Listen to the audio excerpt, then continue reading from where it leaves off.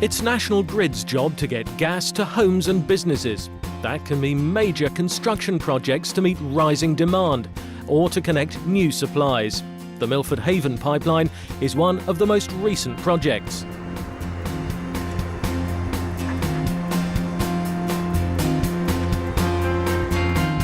The big day, and the Energy Minister is in South Wales to turn the tap on. From now on, increasing amounts of our gas will be imported. The country is fast running out of North Sea reserves, and shipping in supplies from overseas was an obvious answer. But at what cost? It's meant a massive 3-year construction project, building a 316-kilometre pipeline to connect new importation terminals at Milford Haven. But what happened to the local communities who live near the path of the pipeline? And what was the environmental price? This pipeline is crucial. It could supply up to 1/5, 20% of the gas requirements for the whole of Great Britain. It's as significant as that. It's a vital piece of infrastructure for Great Britain in the 21st century.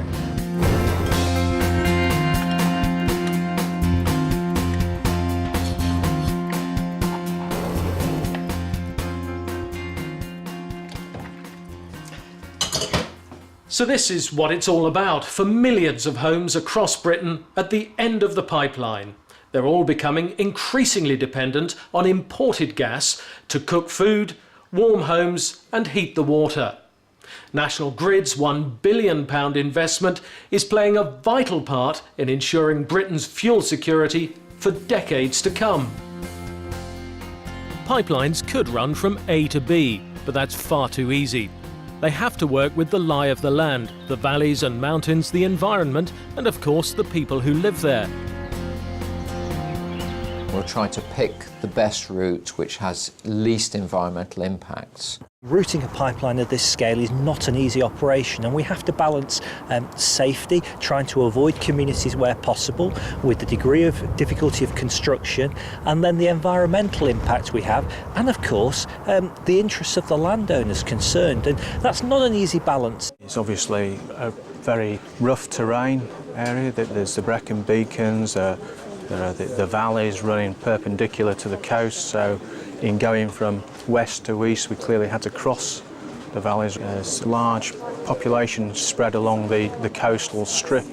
Well, through the consultations that were carried out, we made some significant changes to the route to accommodate the concerns that people had expressed, particularly within Brecon Beacons National Park. So here from Velindre, where we're building a new compressor station, the pipeline, instead of heading due east, turned in a northerly direction to travel through a much less sensitive part of the national park. It made the pipeline route longer, it cost more money, but on balance it was the right decision.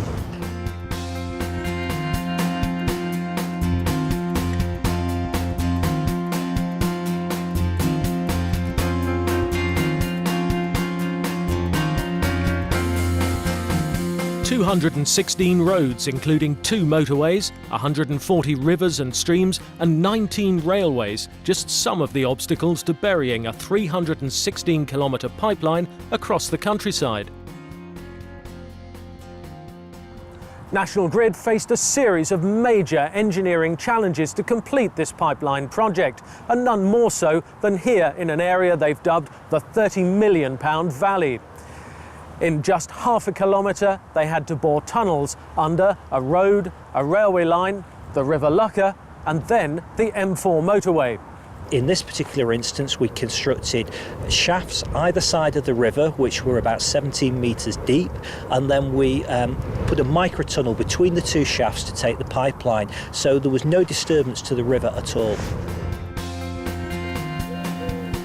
This is Kilfrew, a small village outside Neath, and this is where construction work meets the community. The new pipeline joins the existing gas network here, but that could mean heavy traffic and disruption. A very real concern of mine was during construction, which was planned over 18 months, was the road, the Kilfrew Road, being used as an access. Heavy traffic, low loaders that would be using that road the traffic was diverted, that another route was found. We were very relieved and very grateful when very little went through the village. This pipeline has had an effect on the communities, we understand that. We listen to their concerns, we address their concerns, and where possible, if they were concerned in particular about traffic management or 24-hour working, we've worked very hard to minimise the disruption during that period. Men in their orange suits have arrived. This is the beginning of the pipeline coming directly in our direction. Yeah, the most impressive one was without any doubt the time when they blocked the road off to put the pipe underneath, and suddenly we realised that the fire engine and ambulance would always come that way. We phoned the free phone number and said this could be a problem. It wasn't a problem. They'd already thought it out. They had a mobile bridge and a crane 24 hours a day to put this down and access any vehicle that was needed in an emergency. We do try and tend to keep away from the smaller communities if we can, but on a project of this scale and on this length, inevitably we are going to go through some communities. This is a bat fence put up after trees had to be removed for the pipeline. It's a personal sat-nav, so these nocturnal mammals can still use their radar to find their way around in the dark. This is the level of detailed environmental preparation needed when you're laying a pipeline of this size. The better the preparation, the better the restoration. Ancient woodland was tunnelled under, the fields, hedgerows and rivers checked for protected species. Even the soil was removed in layers so it could be sifted and replaced and reseeded. This field is in the Brecon Beacons National Park, and it represents an environmental success story. It's now a reincarnation of an ancient hay meadow. And it's almost impossible to believe that just 1.2 metres below me is the National Grid gas pipeline. The first reactions must have been one of concern and wondering why here, why now, what's happening, aren't there better places for it to go where they couldn't, where they could tread in a different manner. So initially concern, initially wondering what the situation actually was. There were very professional people that came along that understood better than we do about the ecology and about the environment. They understand the footprint they've made on the environment, they understand the ecology, they understand what they've been doing, and they've done every single thing they could have done to get that back as it was, or in many cases in a better way. The restoration process is absolutely vital. We want to put the site back to how it was before we started. It'll take a few years for the shrubs that we've planted to re-establish the size that they were.